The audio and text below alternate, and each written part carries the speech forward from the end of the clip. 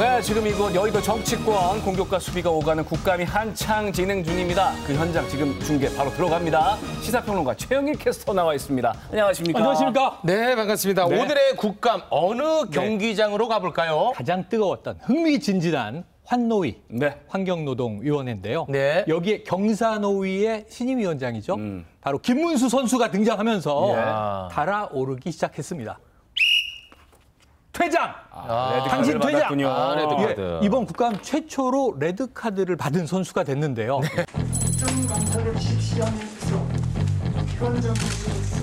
구로울의 윤건영입니다. 윤건영이 종북 본성을 드러내고 있다. 생각과 말과 행동으로 수령님께 충성하고 있다. 이 생각에 변함이 없습니까? 저런 점도 있는 측면이 있다고 저는 생각합니다. 그러나 지금도 그렇습니까? 저렇게 딱 잘라서 말씀드리기보다는 아니 대한민국 국민의힘 나라예요. 아니 정리 안 하게 아니야. 자, 위원님들. 그런 면이 있다? 어떻게 생각하나요? 확실하게 사과하든지 나가든지 둘 중에 하나 하자고요. 우리가 나가든지 김문수 당신이 나가든지.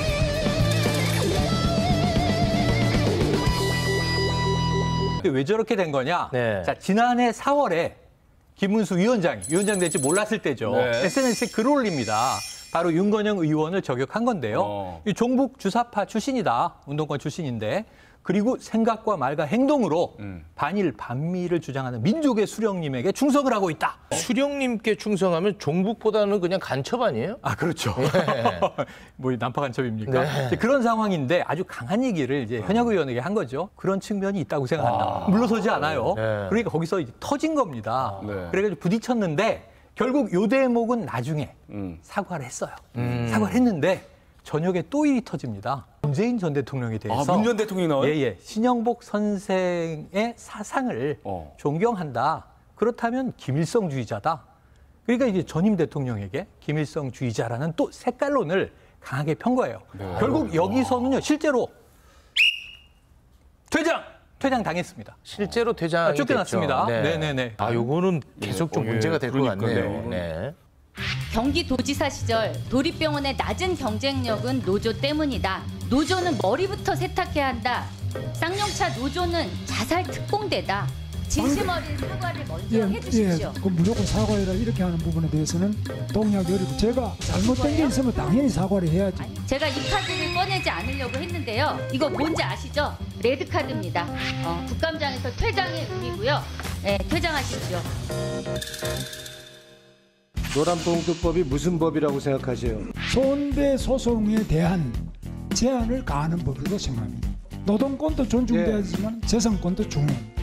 상당한 정도로 논의가 되지 않고는 그 법의 입법이 어려울 거로 저는 생각합니다. 경기도지사를 이제 2번 연임했죠. 예. 이제 이때 도립병원의 생산성이 낮은 건 노조 때문이다. 이제 노조 탓이 있었고요. 심지어는 이제 이 민주노총 이제 이야기하면서 노조의 머리를 세탁해야 한다. 어휴. 쌍용차 노조가 굉장히 고통을 겪은 분들이고 많은 분들이 또 이제 유명을 달리하셨는데 여기서 대놓고 이제 자살 특공대다. 이런 좀 끔찍한 이야기를 해서 이건 망언입니다. 사실상 그래서 이런 이야기들에 대해서 사과하고 시작해라라고 하는 이은주 의원의 이야기에 아니 이렇게 뭐 앞뒤 잘라놓고 사과하라면 되느냐. 나도 이야기한 맥락이 있다. 이렇게 지금 또 주장을 하면서 이제 대치를 한 거죠. 이게 직접 충돌한 게 아까 노란봉투법입니다. 이거 최근에 이 대우조선해양 여기서 하청 노동자들이 파업을 했잖아요. 네. 그런데 이게 풀렸는데 결국은 노동자들이 4.5% 임금 받아들이고 풀었거든요. 그렇죠. 그런데 이게 또 사측에서 470억 원의 손해배상 소송을 한 거예요. 그래서 노조가 파업을 했을 때 이 손해에 대해서 사측에서 일방적으로 손배소를 제기하지 못하도록 하자라는 취지를 담은 게 노란봉투법인데. 무분별한 손배소는 조금 이제 삼가하라. 근데 뭐 해외 사례도 얘기하고 그랬는데 해외 사례는요. 예를 들면 영국의 경우 손배합니다. 근데 대기업 노조에게 최대 3억 원 못 넘게 돼 있어요. 아, 상한을 정해놓고요. 예, 상한을 정해놓고 작은 중소기업은 뭐 한 5천만 원 선 이렇게 상한이 돼 있거든요. 그래서 이제 매우 제한적인데 우리나라는 그냥 470억을 하청 노동자들한테 한단 말이에요. 그래서 이제 노란봉투법이 필요하다는데 여기에 대해서 강한 반대 입장이고 과거에 이게 불법 노조에는 손배소가 특효약이다 이런 표현을 하기도 했거든요. 네네. 그래서 여러 가지 무리가 벌어지고 있습니다. 네. 그 밖에도 이제 문제의 과거 발언들 네네. 꽤 많더라고요. 사실은 한때는 민중당 창당도 하고 아까 이재호 고문 나오실 텐데 같이 90년대 민중당을 창당했어요. 그렇게 연결짓는 예. 거 싫어하실 수 있어요. 노동운동가 출신이었어요. 네. 강한 강성 노조주의자였어요. 그런데 전향을 해서 보수 정치에 몸을 담고 삼선하고 경기도지사 2번 하면서 그렇죠. 대권 주자가 됐는데 이때 기억나실 겁니다. 이제 119 네. 김문수인데 도지사인데요. 이 논란으로 이제 갑자기 이제 몰락하면서 네. 그 이후에 정치가 잘 안 됐어요. 선거마다 떨어지고 대구에서도 떨어지고 서울에서 떨어지고 그러다가 이제 좀 어찌 보면 극우 태극기 부대의 좌장처럼 네. 갔다가 지금 경사노위 위원장으로 온 거거든요. 네. 그러다 보니까 과거의 발언들이 건건이 지금 문제가 되고 있습니다. 잠깐 좀 한번 한번 볼까요? 일부 들어보시죠. 네. 화물연대 자체가 바로 지금 북한에서 하고 있는 것과 똑같아요. 정교조가 바로 김정은이 기품주 맞지요? 민노총이 김정은 기품주 맞지요? 이런 친북 세력들이 우리 대한민국 곳곳에 득실득실하고